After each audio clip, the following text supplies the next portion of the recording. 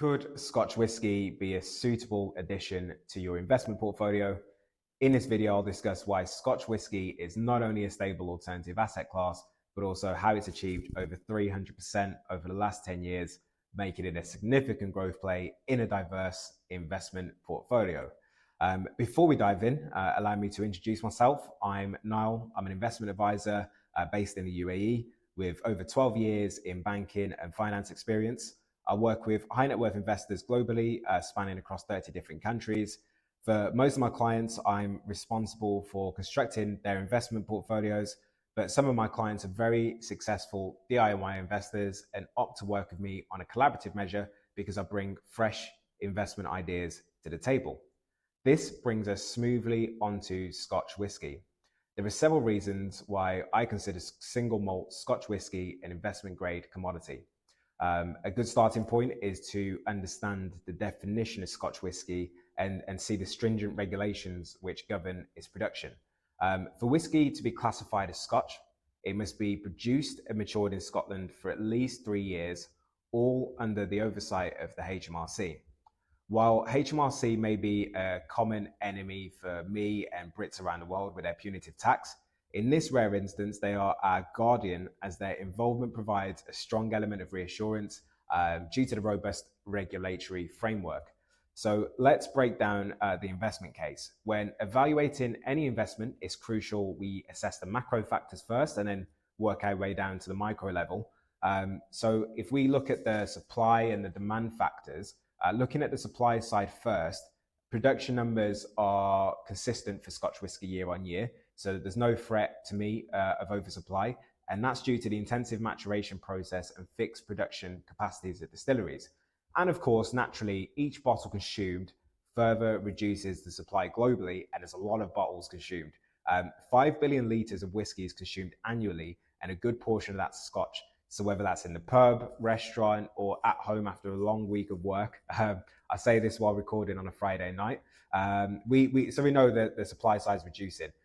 If we take a look at the demand side, Scotch whisky's been on the rise. So in 2023, global exports of Scotch whisky reached 5.6 billion, and single malt Scotch exports have increased a staggering 40% over the last 5 years. This growth highlights the increasing global appetite for growth of Scotch whisky, with a lot of demand being driven from Asian and African markets, with the North American market being the main importer. On that note, a fun fact for you, Scotch whisky accounts for over a quarter of UK's food and drink exports and nearly 0.5% of UK's GDP, which were figures that surprised me. Another significant factor contributing to the global appeal of Scotch whisky is the premiumization of the brand, of the asset class rather. For example, Pernod Ricard, who owns renowned distilleries such as Glenlivet's amongst others, while Louis Vuitton entered the market only 20 years ago, owns Ardbeg and Glenmorangie. And by the way, if you're Scottish, please don't complain in the comments for my butchering of the pronunciation. I'm trying my hardest. I liken the premiumization of whiskey to the real estate market. When hotel brands begin building residences in an area, it's usually a good sign that the particular neighborhood or city is thriving. Whiskey in this case is not too dissimilar. The premium element appeals to the aficionados and collectors of rare whiskey who play a big part in the demand and ultimately price growth.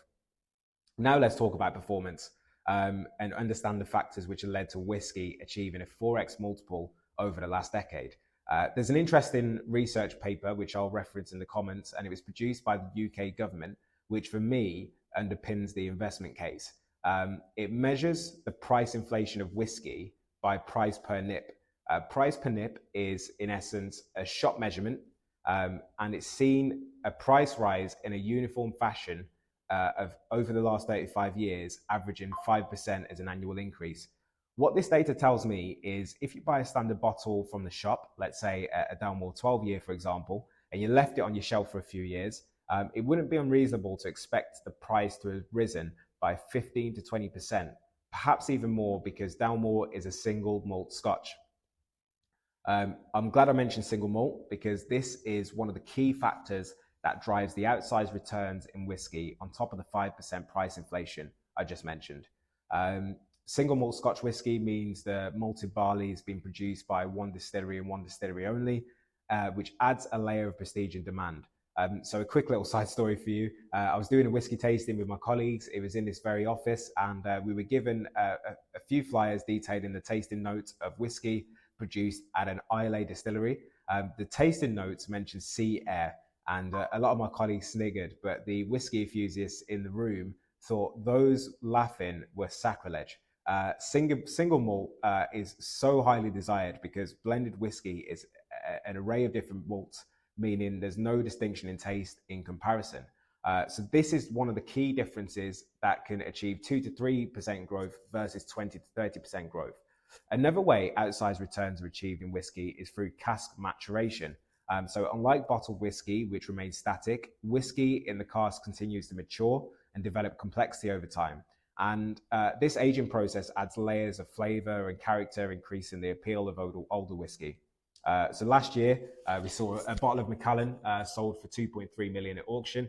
And a large reason for the price tag was because it aged in a cask for over 60 years.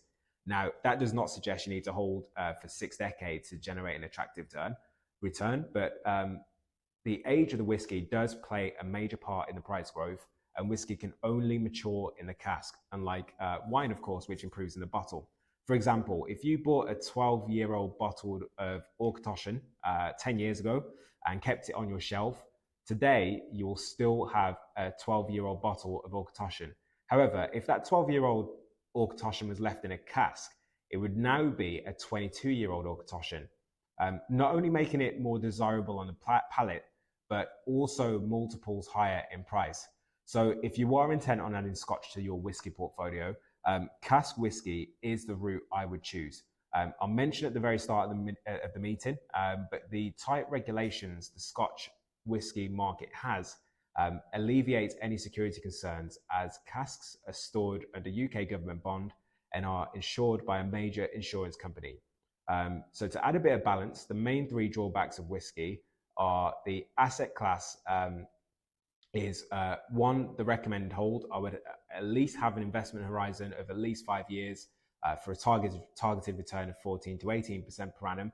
The recommended hold time is not there to ride out any periods of volatility. On the contrary, whiskey is one of the least volatile asset classes, but the 5-year hold is there to gain full benefit from the cask maturation process. Number 2 is the drawback, is investment size. To build a decent portfolio, I'd recommend at least 25,000, and to access premium brands closer to the 500,000 mark invested. Drawback 3 is the liquidity, pardon the pun. There are a multitude of tried and tested strategies, but I would plan for a 2 to 4 week window before the right buyer is found at the right price. I mentioned 3, but a bonus drawback is the temptation to drink the whiskey as it matures, which my clients call samples.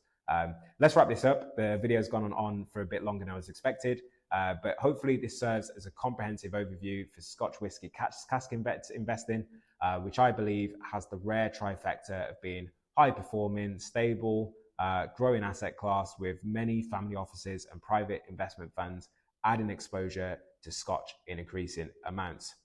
If you'd like to understand whether Scotch whisky belongs in your portfolio, or would like an illustration of a cask portfolio, or explore whatever alternatives there are out there, feel free to get in touch. My contact details should be below. Thanks for watching, and don't forget to subscribe to my channel for more videos, and let me know what you think of this one. Thank you.